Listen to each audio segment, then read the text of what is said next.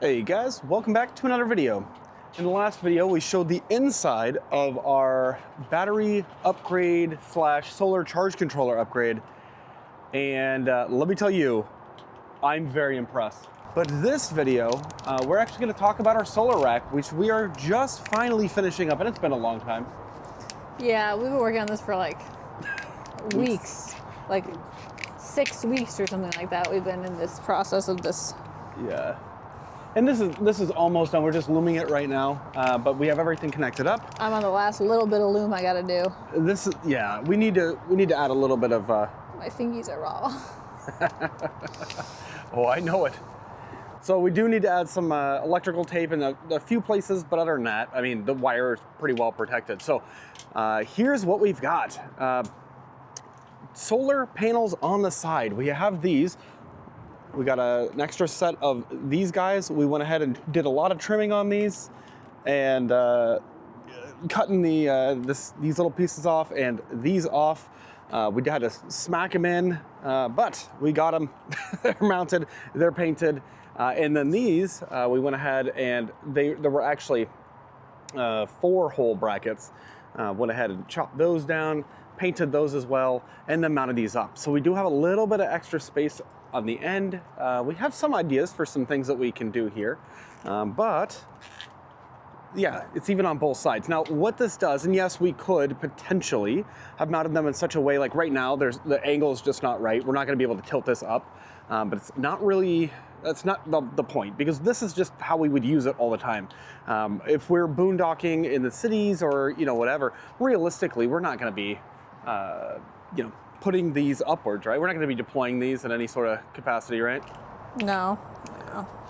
We aren't the people that go do that. We like to set it and forget it kind of method. Exactly. Yeah, just like the roof. Set it and forget it indeed. And we get what we get, and we don't throw a fit.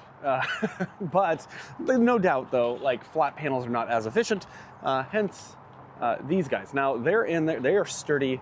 We're very happy with that. Now, the way these are set up is so 1, 2, 3, 4. Right, so 1 set, 2 set, and then this guy and the one on the opposite side, its partner, those are connected. So these are connected directly to one another. So one positive goes to the other's negative, and then out from there. And the reason we do that is to increase the voltage.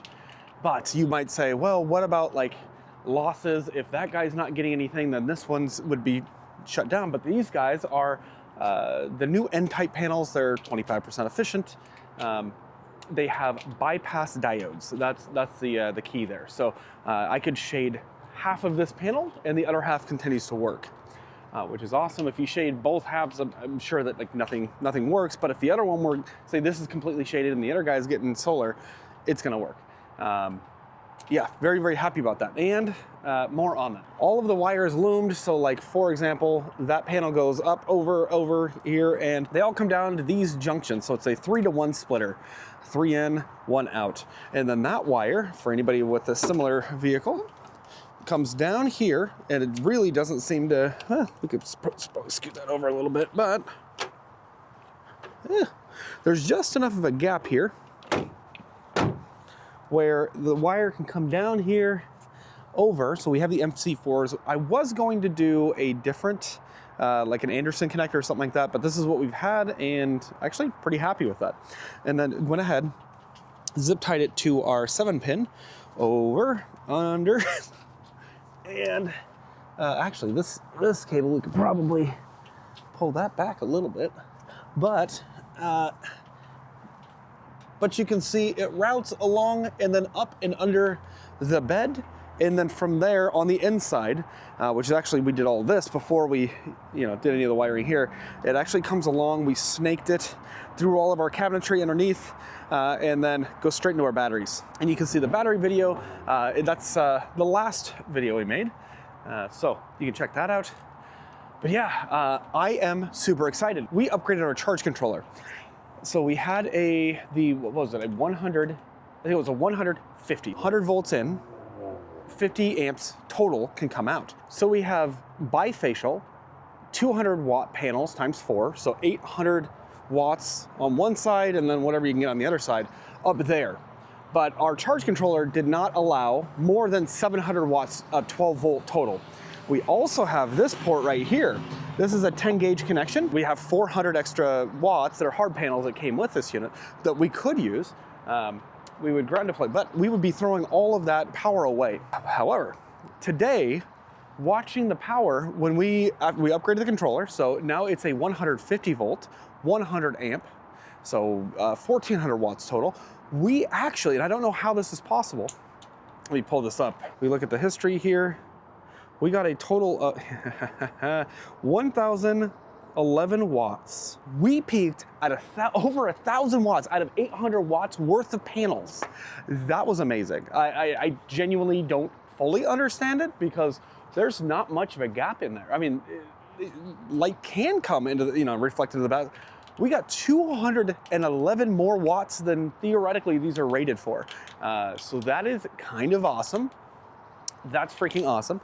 And then we also hooked these guys up. We only hooked the two out of 6 up because we didn't finish up the wiring until, well, we're just finishing it up now.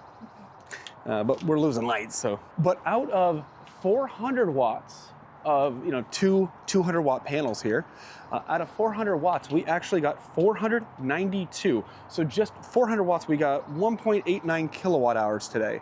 That's freaking, I don't even know what to say. That's freaking awesome. And the interesting thing about this, right, is there's nothing at all optimized about these, especially because although these have, they come out, they could get some reflection, whatever. Obviously, everything's shaded in here, so any extra reflections from the ground theoretically would have just been completely squashed. But no, they were producing close to 500 watts out of 400 watts of panels. So that's freaking awesome. Are you excited? Yeah, I'm excited for this project to be done. Yeah. Well, in theory, though, just the top panels may produce close to 1,000 watts or more, potentially, just on the top. And then the sides, you get reflections off of buildings, you get reflections off the road, or in the evening, right? Because we tend to I think we oftentimes, park east facing. And so one or the other, right? This one's usually going to be in the shade next to trees and such. But this guy here, that's a lot of power we could potentially be making. So no, I super excited. It's interesting because when there's not a lot of light, they don't seem to magically produce power, obviously. But when there is light, they are way more efficient. Anyways, I am super excited. Our goal is to be able to run our air conditioning, our rooftop air conditioning, with decent sun, which is really when you're going to need it, off of solar. So I think we're getting a lot closer to that. Yeah. In theory. Now, this setup, nowhere near as cool as our 4,350 watt setup up there, which does work pretty dang well. But this is decently versatile, going sideways and whatnot. And, yeah, it's an apples and oranges thing here. So, anywho, yeah, thank you guys for watching. And tomorrow you'll find out why we have Lenny the bus out, as well as an extra bike in the back that is not ours, and maybe a kid's bike here, and etc. Thanks for watching, guys. We'll see you in the next video. Bye, guys. Bye.